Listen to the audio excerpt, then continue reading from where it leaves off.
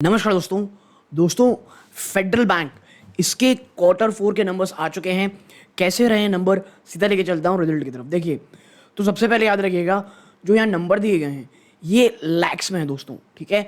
तो थोड़ा सा सावधान हो गया, हमको उसको पढ़ना पड़ेगा, ठीक है। प्रिंटिंग बहुत अच्छी है, ज़्यादा परेशानी नहीं होनी चाहिए। ज़्यादा लंबा नहीं लेंगे इसको, बहुत शॉर्ट में समझाएंगे। सबसे पहले टोटल इंटरेस्ट कितना कमाया बैंक ने, तो 2 पॉइंट इधर कर लीजिए। 5,978 करोड़ रुपीस कमाया है, जो एक साल पहले 4,720 करोड़ रुपीस था, ठीक है। तो यहाँ पर जंप है।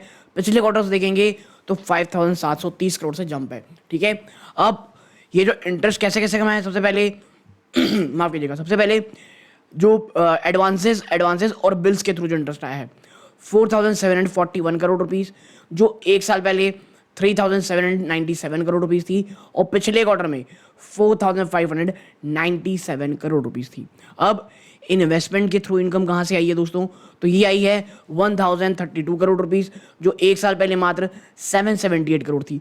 यहाँ पर एक बड़ा जंप आया है, और पिछले क्वार्टर में ही 950 करोड़ थी, ठीक है। आरबीआई के पास जो पैसा रखा है वहां से और इंटर फंड में देखेंगे तो इस बार 98 करोड़ आया है, जो एक साल पहले मात्र 51 करोड़ था। यहाँ पर बहुत बड़ा जंप आया है, ऑलमोस्ट दुगने के आसपास है। दुगना नहीं है मैं कह रहा हूँ, बट दुगने के आसपास आप कह सकते हैं। पिछले क्वार्टर में भी ये ऑलमोस्ट 79.29 करोड़ था, वहां से ही बहुत अच्छा जंप है। तो भाई साहब, आरबीआई के पास पैसे बहुत अच्छे मिले। अदर के बाद जो अदर इनकम है दोस्तों, वो बस 753 करोड़ आई है, जो एक साल पहले 733 करोड़ थी। ये इस बार ना मुझे उतनी बड़ी जंप नहीं लग रही है, क्योंकि अगर आप अन्य प्राइवेट बैंक देखेंगे ना, तो जो उनकी अदर इनकम होती है वो बहुत बड़ी होती है, ठीक है। पिछले क्वार्टर में देखेंगे तो 862 करोड़ था। आप इन सबको जोड़ लें तो टोटल इनकम जो निकल के आएगी 6,732 करोड़ रुपीस, जो एक साल पहले 5,454 करोड़ रुपीस थी, और पिछले क्वार्टर में 6,592 करोड़ रुपीस थी, ठीक है। अब इस पूरी इंटरेस्ट को कमाने के लिए, ठीक है, इस पूरे इंटरेस्ट को कमाने के लिए कितना इंटरेस्ट खर्चा किया गया है, 3,783 करोड़ रुपीस, ठीक है।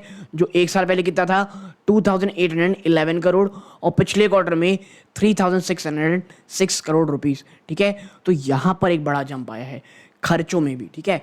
आपका जो रेवेन्यू वो तो बढ़ा ही बढ़ा है, आपके खर्चों में भी एक बड़ा जंप आया है, तो ये ध्यान में रखना है, ठीक है। फिर क्या है, अदर आप कह सकते हैं ऑपरेटिंग एक्सपेंस, जिसमें क्या क्या आता है, एक तो एम्प्लॉय को कितना पेमेंट की गई है, और अदर ऑपरेटिंग एक्सपेंस कितना है 1,838 करोड़ रुपीस, जो एक साल पहले मात्र 1,308 करोड़ रुपीस थी, और पिछले क्वार्टर में भी ये कोई 1,548 करोड़ थी। तो यहाँ पर एक बड़ा जंप आया है, ठीक है।